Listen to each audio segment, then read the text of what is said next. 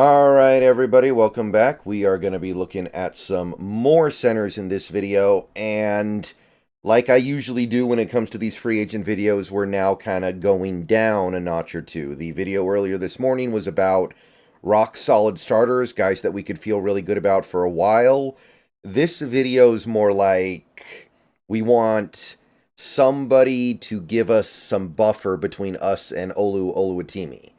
So these are guys who I think would be okay starters, passable starters.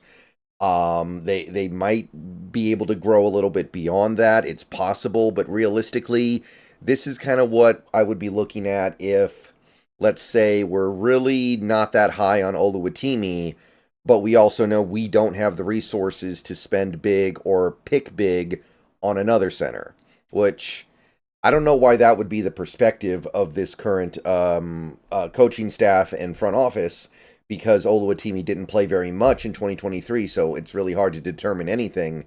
And I've said it before, I think that when you're a coach, you're going to fall in love with some guys irrationally. Like, all coaches do this. So Pete Carroll and Shane Waldron may have just kind of had an irrational affinity for wanting to keep Evan Brown on the field, and it was ignorant to the fact that Oluwatimi would have been as good or maybe even a little bit better than Evan Brown was. It's possible.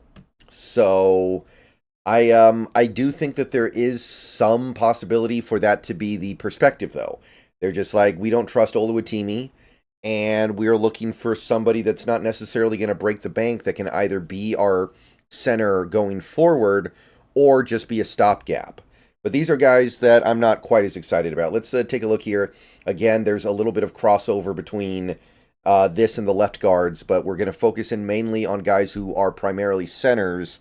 This first guy is somebody who kind of sort of bridges the gap between my last video and this video, because this guy arguably belongs in that same group with some of the centers that I talked about in the previous video, guys like Andre James. Tyler Biadasz has had a pretty good start to his career in Dallas, former fourth-round pick. He's played quite a bit since he entered the NFL, and the play he's provided has been relatively solid. He played nicely in 2023, but he's always been graded out well, and he's always played a lot, to be perfectly honest. So some people would argue that Tyler Biadasz should be in the same group with a guy like Andre James or Aaron Brewer. My thing with Tyler Biadasz is I'm a little more concerned just because how good his fellow offensive linemen were in Dallas because of the investment that they've made in OL. In Dallas, he was playing alongside Tyron Smith, Zach Martin, and recently Tyron, what's his name? Tyron Davis. The guy they have it right. Oh, I'm sorry. Tyler Smith, I think, would actually be his name, who they've been playing at a guard. So that's a big investment that Dallas has made in the offensive line, and it makes me feel like a guy like Tyler Biadasz, who I remember looking at in the draft a few years ago and not being that impressed, is probably getting his hand held a little bit. So this guy could be about as good as those guys, the guys like the Andre James, but I just don't have the same feeling about him that I do the other guys, because he's been surrounded by such good players his whole career, and I feel like that's affected him positively in a way that we can't totally trust now. But he kind of bridges the gap, right? I think that he'll probably get a contract relatively similar to the guys in the previous video, like maybe 3 years, $18 million, which is why I'm a little hesitant to do it. I feel like I can get somebody who's probably a little bit better, independent of the teammates, for the same amount of money. Just a guess.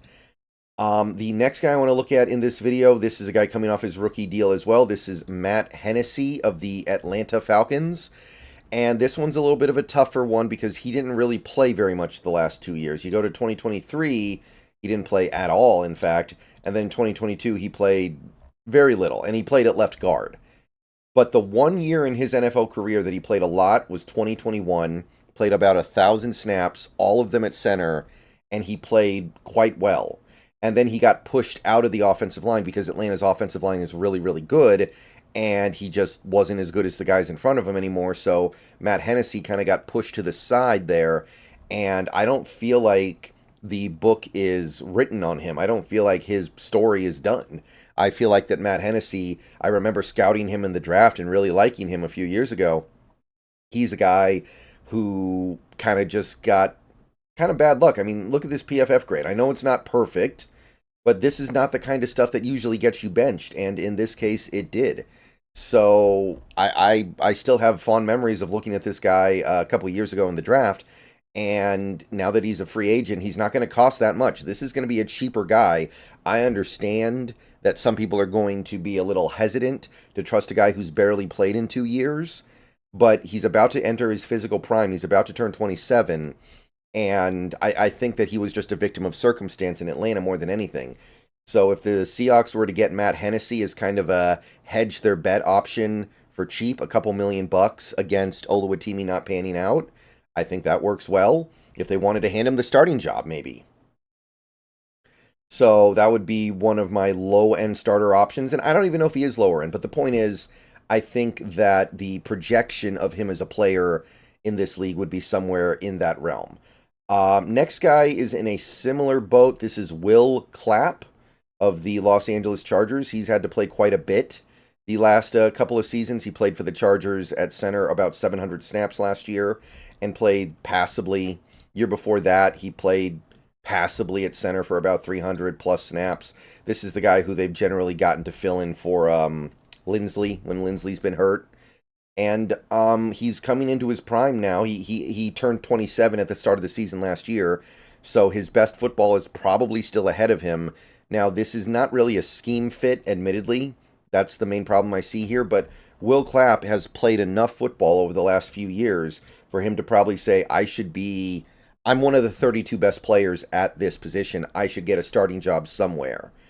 So I think that Will Clapp is not really what I'm looking for, but he is somebody who's probably going to get a few $1,000,000 this offseason, and he has to be listed in consideration when you talk about a team that is as center needy as us. Maybe you bring him in as competition for Oluwatimi, but you know you're not going to have to make a big investment. And if he doesn't beat out Oluwatimi, then he just kind of slides in as your backup, and it's not the end of the world. And the final guy I want to look at in this video, in this realm of like low-end starter types, would be Lucas Patrick, guy who's been a center for the Bears for the last couple of years here. He played almost 1,000 snaps last year. Played not very well. However, if you go back to 2022, it was a little bit better. Now, he played all over the interior offensive line, so I don't know how excited we are about that. However, you peel back the onion one more year, it's a little bit better, and it's mostly at center. So this guy offers some positional versatility. He can slide to the left or the right and be, tolerable. Barely, but tolerable. And he's going to turn 31 this offseason, so I don't think he's going to get a ton of money. He's not coming off a good season. He's never been a star player. So you can probably get him for like a 1-year deal worth $2.5, $3.5 million. And then you just say, okay, well, maybe you can win one of these starting jobs, and if not, you're going to be our utility backup interior offensive lineman because you can play all three positions. You've proven that. But he's primarily a center to me, and again, I question the fit. I question the holistic strategy of just kicking the can down the road on this center thing forever. But Lucas Patrick would be a guy who you probably bring in to at least compete to start. All right, so that's it for this video. I'll make another center video later today with some backup options. See you guys then. Go Hawks.